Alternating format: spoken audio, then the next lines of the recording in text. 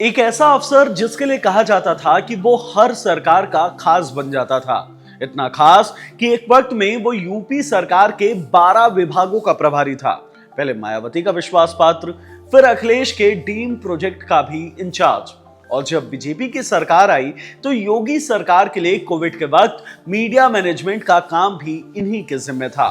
Corona से निपटे तो खेल नीति बनाने की जिम्मेदारी मिली, और जब रिटायर हुए तब भी काम मिल ही गया। प्रसार भारती के डायरेक्टर बनाए गए।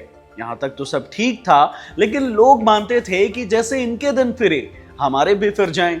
लेकिन किस्मत ने ऐसी पलटी मारी कि रातों रात सरकार से बाहर का रास्ता दिखा दिया गया, और अब पूरे लुटियंस में कानाफूसी हो रही है कि असली टारगेट तो कोई और था, ये तो बस कोलेटरल डैमेज है। हम बात कर रहे हैं यूपी कैडर के आईएएस अधिकारी रहे नवनीत सहगल की, जिनके लिए कहा जाता है कि सरकार चाहे किसी के भी हो, सहगल साहब सबके प्रिय होते हैं। फिर जिन नवनीत सहगल को प्रसार भारती का डायरेक्टर 3 साल के लिए बनाया गया था, उन्होंने मियाद पूरी होने से पहले इस्तीफा क्यों दिया, और उनका इस्तीफा तुरंत स्वीकार क्यों कर लिया गया?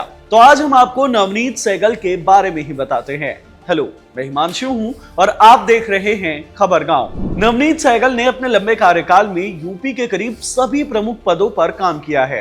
पिछले 2 दशक में यूपी के पावर सर्कल में अगर किसी नौकरशाह की सबसे ज्यादा डिमांड रही है तो वो शायद नवनीत सहगल ही है। मूल रूप से चंडीगढ़ के रहने वाले सहगल 1988 बैच के आईएएस अधिकारी हैं, जो जुलाई 2024 में रिटायर हो गए थे। उनकी आखिरी पोस्टिंग यूपी के खेल विभाग के प्रमुख सचिव के तौर पर थी, लेकिन रिटायरमेंट के बाद भी सरकारों ने उन्हें जिम्मेदारी से मुक्त नहीं किया। अप्रैल 2024 में उन्हें प्रसार भारती का डायरेक्टर नियुक्त किया गया। ये पद पिछले 4 साल से खाली पड़ा था, लेकिन अब कार्यकाल पूरा होने से पहले ही उन्होंने वहां से भी इस्तीफा दे दिया है, और उनका इस्तीफा तुरंत ही मंजूर कर लिया गया। सहगल 2002 से ही सभी मुख्यमंत्रियों के बीच एक लोकप्रिय नौकरशाह रहे। 2012 और 2017 में जब यूपी में सरकारें बदली तो माना जाता है कि उन्हें दरकिनार भी किया गया था, लेकिन जल्द ही उनकी अनुपस्थिति महसूस होने लगी और कुछ ही महीनों के अंदर उन्हें नौकरशाही के केंद्र में वापस लाया गया। सत्ता के गलियारों में सहगल की धमक पहली बार साल 2002 के दौरान महसूस की गई, जब तत्कालीन मुख्यमंत्री मायावती ने सहगल को लखनऊ का जिला मजिस्ट्रेट नियुक्त किया था।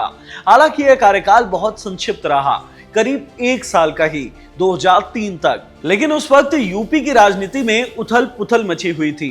बीजेपी और रालोद के समर्थन से सरकार चला रही मायावती को सत्ता से हटाकर मुलायम सिंह यादव मुख्यमंत्री बने, और इसी के साथ नवनीत को दिल्ली भेज दिया गया, यानी उनकी केंद्र में प्रतिनियुक्ति कर दी गई। लेकिन 2007 का विधानसभा चुनाव बहुजन समाज पार्टी के हाथ आया। मायावती दोबारा सत्ता के केंद्र पर पहुंची, और इसके बाद सहगल की तुरंत ही लखनऊ वापसी हो गई, और मायावती के सबसे भरोसेमंद नौकरशाह के तौर पर अपनी पहचान बनाई। वो मुख्यमंत्री के सचिव, नगर विकास एवं संपदा विभाग के सचिव जैसे कई पदों पर रहे। मायावती के कार्यकाल में सहगल ने ऐसा भी दौर देखा जब उनके पास एक साथ यूपी सरकार के 12 प्रमुख विभागों का प्रभार आ चुका था। 2007 से 2012 का वक्त सहगल के लिए गोल्डन पीरियड रहा।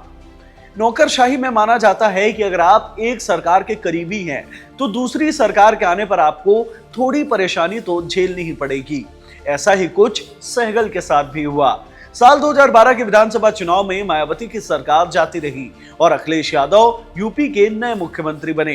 इंडियन एक्सप्रेस के एक आर्टिकल के मुताबिक मायावती के साथ करीबी को देखते हुए अखिलेश यादव ने नवनीत सहगल को सारे प्रमुख पदों से हटा दिया और उन्हें सीधे धार्मिक मामलों के विभाग का सचिव नियुक्त कर दिया गया, जिसे एक तरह से पनिशमेंट पोस्टिंग मानी जाती थी। लेकिन सहगल ने यहाँ ऐसे काम किए कि उनकी प्रसिद्धि एक बार फिर बढ़ने लगी। सहगल ने यूपी के प्रमुख मंदिरों के लिए कई सारी सरकारी योजनाएं लागू की।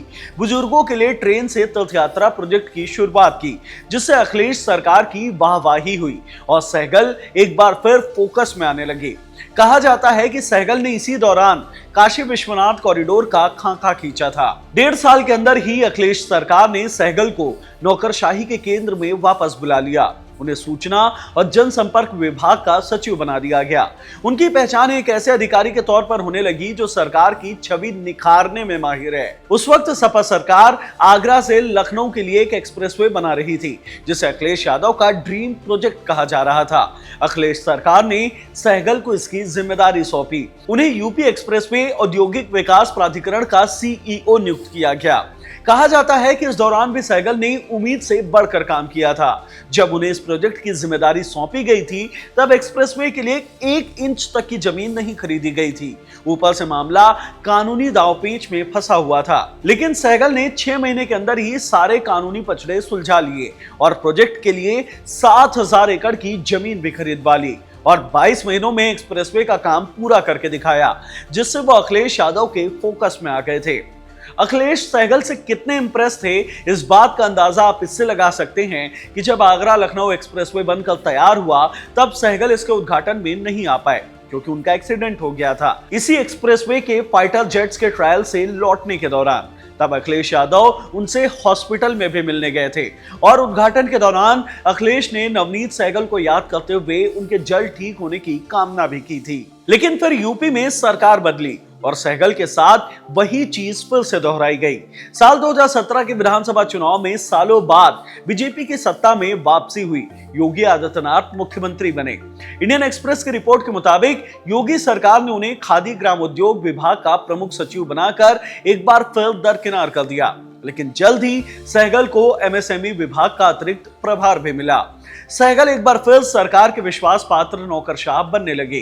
2020 में हाथरस बलात्कार और हिंसा के मामले में सहगल योगी सरकार के संकट मोचक साबित हुए। द प्रिंट की एक रिपोर्ट के मुताबिक एक वरिष्ठ बीजेपी नेता ने द प्रिंट को बताया कि शुरुआत में योगी जी सहगल को कोई महत्वपूर्ण विभाग देने के इच्छुक नहीं थे, लेकिन हाथरस संकट के दौरान सुनील बंसल और अन्य बीजेपी पदाधिकारियों ने आलाकमान से उनकी सिफारिश की, जिसके बाद योगी जी ने उन्हें एक महत्वपूर्ण भूमिका देनी पड़ी। साल 2020 में ही जब कोरोना की एंट्री हुई, तब सरकार की छवि धूमिल होने लगी। ऐसे में डैमेज रिपेयर के लिए सहगल को एक बार फिर याद किया गया। योगी सरकार ने सहगल को सूचना एवं प्रसारण विभाग का प्रमुख सचिव नियुक्त कर दिया। 2022 में जब योगी दूसरी बार सत्ता में आए, तो उन्हें खेल विभाग का अतिरिक्त प्रमुख सचिव नियुक्त किया गया और उन्हें खेल नीति बनाने की जिम्मेदारी सौंपी गई। 2023 में सहगल ने नई खेल नीति बनाकर सरकार के सामने पेश कर दिया, जिसे बाद में लागू भी किया गया, जिसमें खिलाड़ियों को एडमिशन और नौकरियों में कोटा मिलने जैसे कई सारे फायदे दिए गए थे, जिससे योगी सरकार की खूब वाहवाही हुई थी। यानी सहगल ने एक बार फिर वही किया जिसके लिए उन्हें जाना जाता था, सरकार की छवि निखारने का काम, और एक बार फिर वो सरकार के करीबी बन गए। इसे आप अखिलेश यादव के 16 दिसंबर 2022 को किए एक ट्वीट से समझिए। बेशक अपनी सरकार के दौरान अखिलेश नवनीत को पसंद करते थे, उनकी तारीफें के कसीदे पढ़ते थे, लेकिन जब नवनीत बीजेपी सरकार के करीबी होते दिखे, तब एक तंज भरे ट्वीट में नवनीत की फोटो शेयर कर लिखा था कि दिखावटी निवेश से उत्तर प्रदेश का विकास नहीं होगा, कागज पर छपी मोमबत्ती दिखाने से उजाला नहीं होता। जुलाई 2024 में नवनीत रिटायर हो गए और अपने रिटायरमेंट तक वो यूपी सरकार के खेल विभाग के अतिरिक्त प्रमुख सचिव के तौर पर अपनी सेवाएं देते रहे। लेकिन रिटायरमेंट के बाद भी बीजेपी सरकार का उन पर भरोसा खत्म नहीं हुआ। रिटायरमेंट के बाद केंद्र सरकार ने उन्हें प्रसार भारती के डायरेक्टर के तौर पर नियुक्त किया था। उस वक्त उपराष्ट्रपति रहे जगदीप धनखड़ की अध्यक्षता वाली समिति नवनीत सहगल के नाम पर सहमत हुई थी और 16 मार्च 2024 को सहगल ने यह पद संभाल लिया था। पद संभालते ही उन्होंने कहा था कि प्रसार भारती सबसे विश्वसनीय प्रसारक के रूप में जाना जाता है। हम दूरदर्शन और आकाशवाणी के माध्यम से लोगों को विश्वसनीय और निष्पक्ष समाचार देने के अब प्रयास करते रहेंगे। कहा गया था कि यह कार्यकाल 3 साल के लिए है या फिर सहगल के 70 साल की उम्र तक पहुंचने तक, दोनों में से जो पहले होगा उसके चलते उनका कार्यकाल खत्म कर दिया जाएगा। लेकिन करीब 1.5 साल का कार्यकाल बचा होने से पहले ही सहगल ने अपने पद से इस्तीफा दे दिया, जिसे तुरंत स्वीकार भी कर लिया गया है। सहगल के इस्तीफे को नौकरशाही के अंदर खानों में हो रही उठापटक से जोड़कर देखा जा रहा है। सहगल को हमेशा से अपने बड़े राजनीतिक नेटवर्क के लिए जाना जाता रहा है। इसी साल मार्च 2025 में लखनऊ में सहगल के बेटे की शादी के रिसेप्शन में यह बात साफ तौर पर दिखाई दी। यहां योगी आदित्यनाथ, अखिलेश यादव, बसपा महासचिव सतीश मिश्रा और कांग्रेस की ओर से विधानमंडल दल की नेता आराधना मिश्रा जैसे सभी पार्टी के लीडर्स पहुंचे थे। सहगल के साथ काम कर चुके एक वरिष्ठ आईएएस अधिकारी ने द प्रिंट को बताया कि सहगल संपर्क बनाए रखने और मीडिया मैनेज करने में बेहद प्रभावी है। उनका नेटवर्क नौकरशाहों और राजनेताओं से कहीं आगे तक फैला हुआ है। वो किसी को भी मैनेज कर सकते हैं। 2018 के इन्वेस्टर्स समिट और 2023 के ग्लोबल इन्वेस्टर्स मीट से पहले जो यूपी सरकार की सफल ब्रांडिंग हुई थी, उसके पीछे प्रमुख अधिकारियों में सहगल भी एक थे।